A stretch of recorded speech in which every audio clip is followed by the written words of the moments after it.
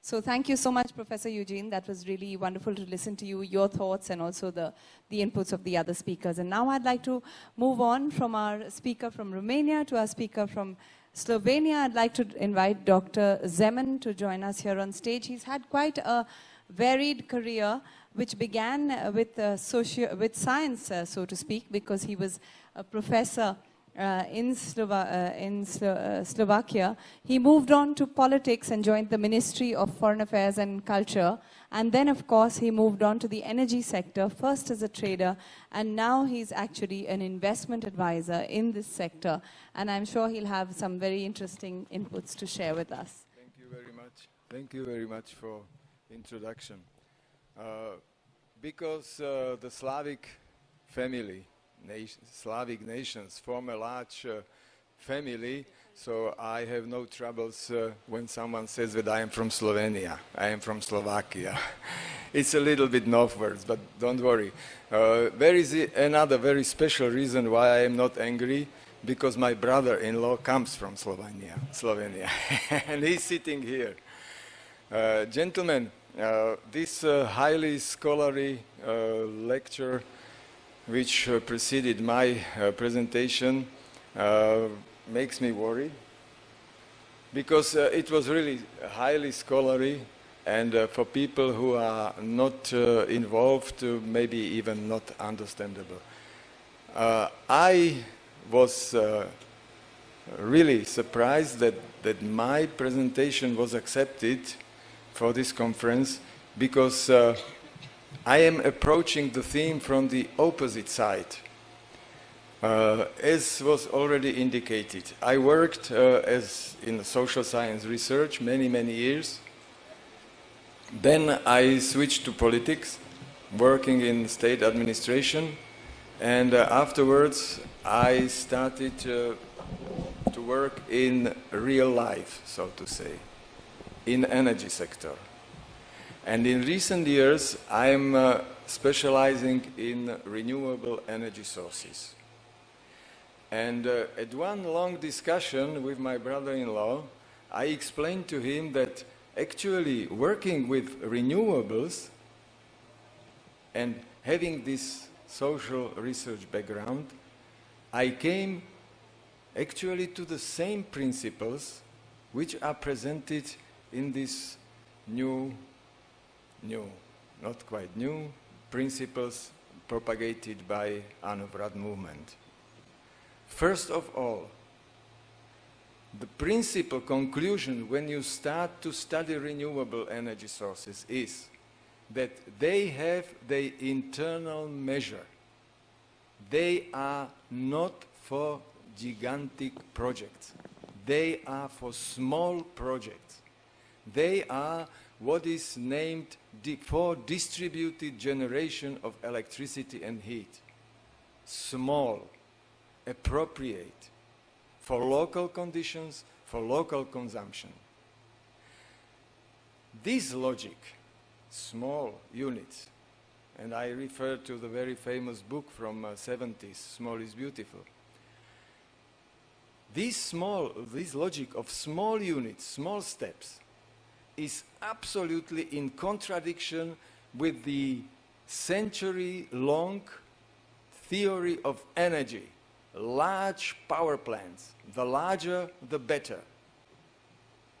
But if you produce 1,000 megawatts at one place, you cannot consume it on the same place. You have to distribute it. So you build large networks. When I heard at the first conference this year here in India that network losses in India are about 30%. So if you produce 1,000 megawatts hours per hour, the consumer receives only 70. 30 are lost just for the distribution. Small local consumption is in sharp contradiction with large enterprises, large energetic enterprises who would like to sell large, gigantic amount of electricity. That's why in certain countries, for instance in Slovakia, there is really a fight between proponents of small renewable sources and large nuclear power plants. Because they feel, these large existing power plants, they feel that we are eating their bread. They lose customers. If you produce locally, they don't need you. And in this sense, India has a specific advantage, an occasion which is not available everywhere. And I stress in India because India is technologically developed country. And if you take into account that about 40–45% of the territory is not covered by these large, huge networks.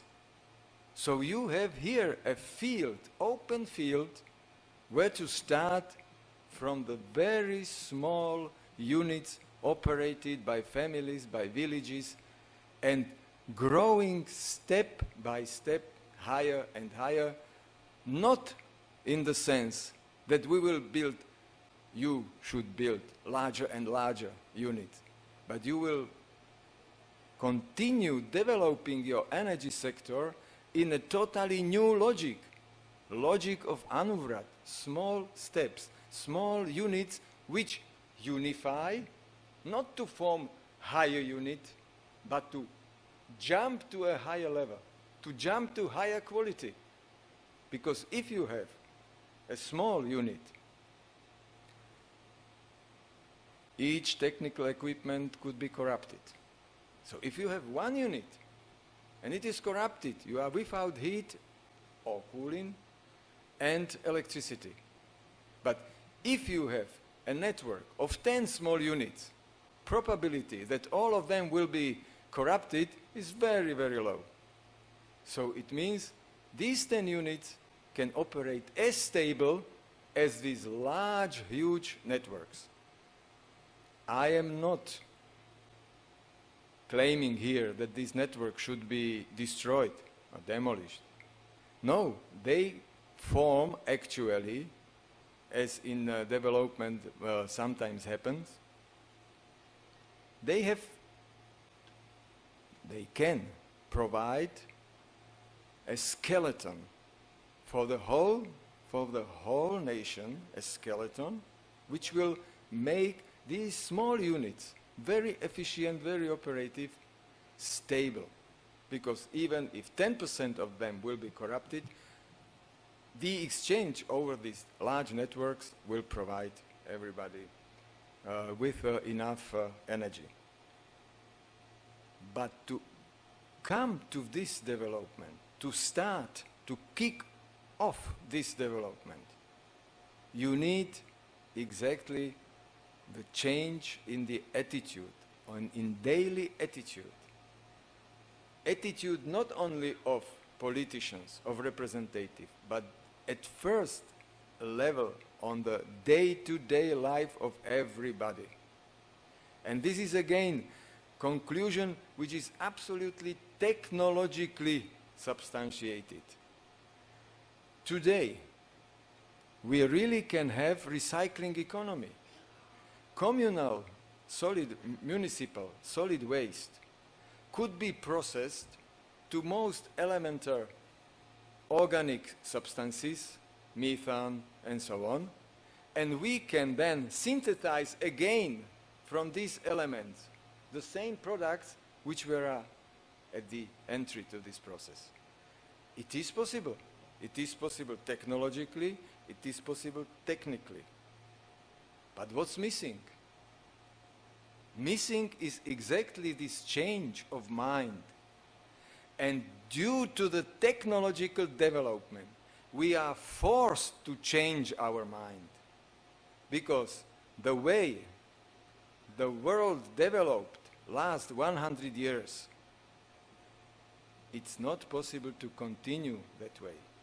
It's not possible to rely on fossil fuels because as American known, at least to older generation, known American economist Kenneth Boulding, in 1964, 50 years ago, he published a short study.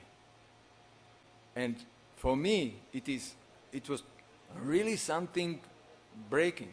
It was a breaking point. He said, he wrote, now we see that the so-called cowboy economy is at the end. And we have to change all our thinking because we are now in the era of spaceship economy. The Earth is a one spaceship, and we have limited resources. And we have to master resources which are inexhaustible, and this is the energy of the sun in the first place.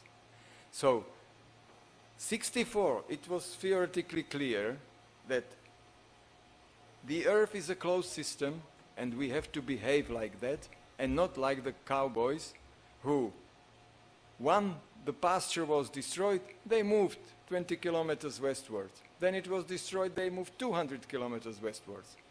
Finished. The world is a unity. And it's again the principle of Anuvrat movement. The humanity, the world is a unity. And we cannot behave like kings who do not care about the reproduction. Our main principle is to be able to reproduce the humanity in higher and higher human quality.